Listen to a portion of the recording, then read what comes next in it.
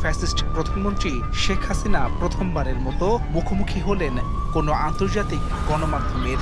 যুক্তরাজ্য ভিত্তিক দুটি সংবাদ মাধ্যম রয়টার্স ও দি ইন্ডিপেন্ডেন্ট এবং ফ্রান্স ভিত্তিক এএফপিকে দেয়া এসব সাক্ষাৎকারে তিনি স্পষ্ট ভাষায় জানিয়ে দেন, জুলাই গণহত্যার জন্য তার ক্ষমা চাওয়ার প্রশ্নই আসে না।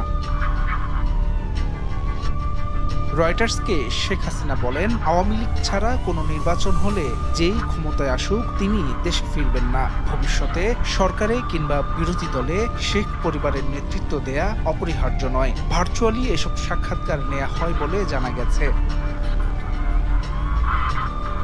সাক্ষাৎকারে আগামী ফেব্রুয়ারিতে অনুষ্ঠেয় নির্বাচন নিয়ে কথা বলেন শেখ হাসিনা। তার ধারণা, আসন্ন নির্বাচনে বেশিরভাগ মানুষই ভোট দেবেন না।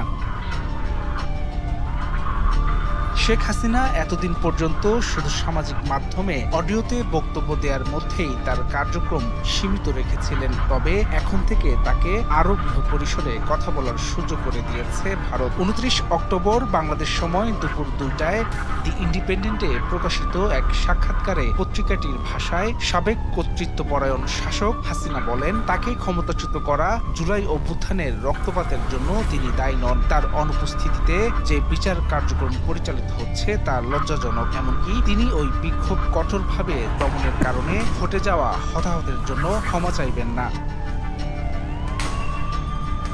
আন্তর্জাতিক অপরাধ ট্রাইব্যুনালে চলমান হাসিনার বিরুদ্ধে মামলার রায় ঘোষণার তারিখ আগামী ১৩ নভেম্বরের মধ্যে ঘোষণা করা হবে। এমন একটি সময়েই আন্তর্জাতিক গণমাধ্যমের মুখোমুখি হলেন তিনি। জাতিসংঘের ফ্যাক্ট ফাইন্ডিং মিশনের হিসাব অনুসারে ছাত্র জনতার ওই বিক্ষোভে ১,৪০০ জনেরও বেশি মানুষ নিহত হয়েছেন।